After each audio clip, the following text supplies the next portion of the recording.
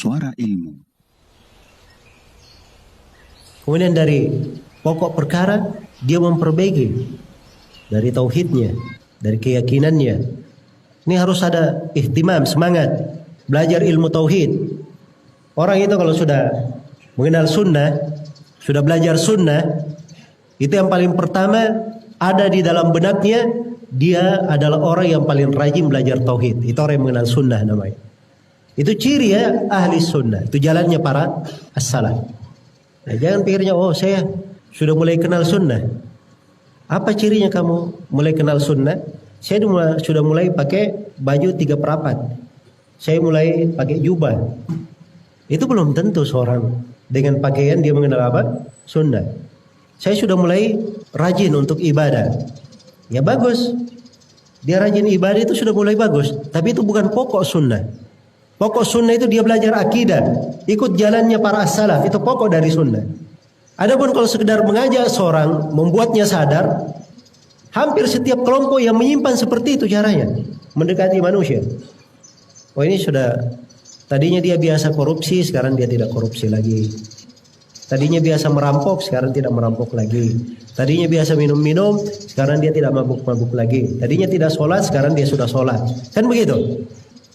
Tapi orang yang mengenal sunnah itu adalah orang yang bagus akidahnya, semakin mencocoki dari tuntunan Rasulullah SAW, berada di atas jalan Nabi dan para sahabat. Ini yang harus dia jaga, dia pelihara. Karena itu kalau dia mengenal sunnah, yang paling pertama dia cari dan dia pelajari, bagaimana dia mempelajari akidahnya. Dan dia pikir, bagaimana saya ketika sakaratul maut saya bisa bersyahadat la ilaha illallah. Jangan berangan-angan saja, oh saya mau bersyahadat la ilaha illallah. Berdoa, ya Allah mudahkanlah saya husnul khatimah inda sakaratul maut, ketika sakaratul maut. Sedangkan dia sendiri kerjanya tiap hari bikin bid'ah.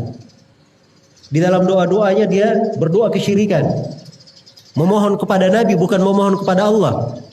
Bagaimana caranya dia memudahkan mengucapkan la ilaha illallah ketika sakaratul maut? Maka dia perlu belajar apa itu makna la ilaha illallah. Dia pelajari apa ilmunya. Ini kewajiban dipelajari, bukan?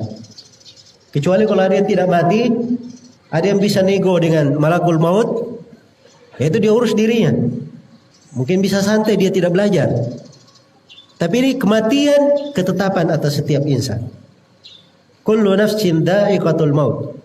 Thumma ilaina turja'un. Setiap jiwa akan merasakan kematian. Kemudian kalian semua akan kembali kepada kami.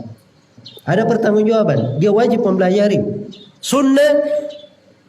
Dia wajib mempelajari apa dia menjawab pertanyaan malaikat di alam kubur. 3 pertanyaan. Man rabbuka, siapa Rabb yang kamu ibadahi? Man hadzal ladzi ursila ilaik, siapa rasul yang diutus kepadamu? Madinuka, apa agamamu? Oh jangan ada yang berkata ini kan pelajaran TK, sudah kita hafal dari kecil. Di kubur itu Nabi kabarkan ada orang yang ditanya dengan 3 pertanyaan, dia jawab apa? Ha la adri. Sami'tu an-nasa yaquluna syai'an faqultuhu. Dia berkata, saya tidak tahu.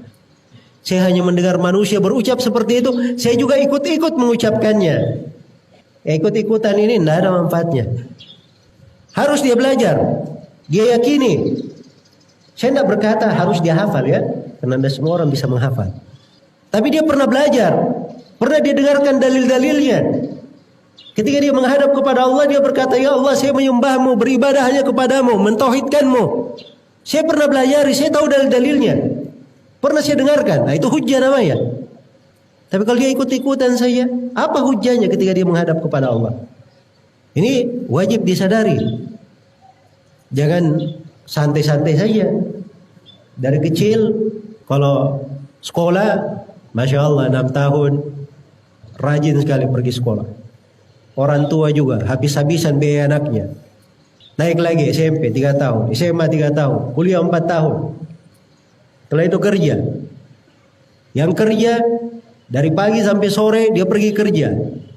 Ya, banting tulang peras keringat, dia curahkan segala tenaganya untuk mendapatkan rezeki. Tapi bersamaan dengan itu tidak pernah dia pikir bagaimana dia selamat. Dia pelajari kewajibannya supaya bisa bersyahadat ketika sakaratul maut. Dia pelajari kewajibannya supaya bisa dia jawab pertanyaan malaikat di alam kubur.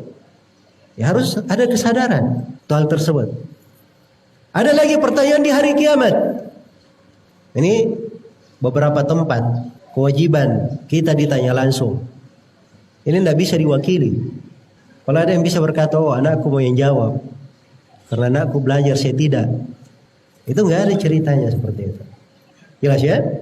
Maka ini hendaknya kita ambil sebagai ainul i'tibar, pelajaran untuk kita semua.